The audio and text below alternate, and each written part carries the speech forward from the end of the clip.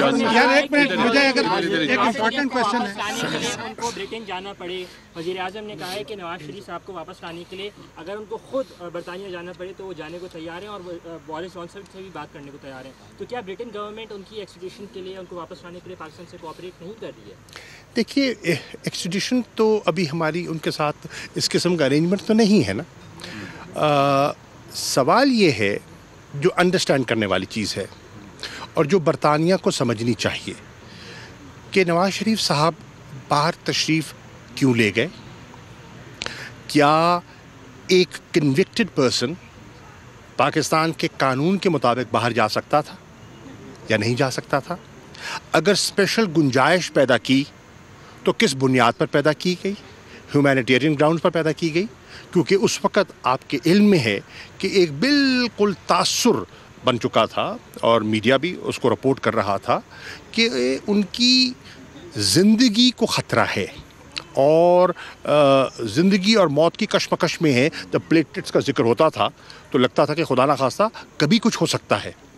तो उसको बुनियाद बनाते हुए उनकी अश्योरेंसेस पर, और जो अश्योरेंसेस उनने और उनके भाई जो मुस्लिम लीग नून के सदर हैं जो उनने दी, और जो उन्होंने मौक़िफ़ अदलिया के सामने रखा, अदालतों के सामने रखा, उस सारे माहौल के अंदर आपके इल्म में है हमने तो एक श्योरिटी बॉन्ड का जिक्र किया था और उसमें एक ख़तीर रकम थी जो हम कहते थे कि उनको उसकी उस किस्म का श्योरिटी देनी चाहिए, लेकिन अदालत ने उसको तब मुनासिब नहीं समझा। हमें एहतराम है उनका।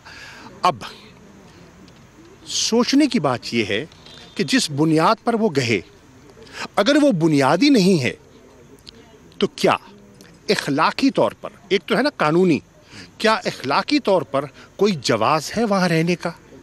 मैं समझता हूँ इखलाकी तौर पर, सियासी तौर पर कोई जवाज़ नहीं ठहरता और उन्हें अज़ खुद वापस आना चाहिए और आकर केसेस का सामना करना चाहिए, अपनी सफाई पेश करनी चाहिए। और अगर उनके पास ठोस शवाहिद हैं जिस पे वो जो उन पर इल्ज़ामात लगाए गए हैं वो जो मुतल्लिका इदारे हैं उनकी तसल्ली तशफ़ी करवा सकते हैं तो फ़बिहा जी। तो ये एक मौका है, उस मौके को उनको ज़ाया नहीं करना चाहिए।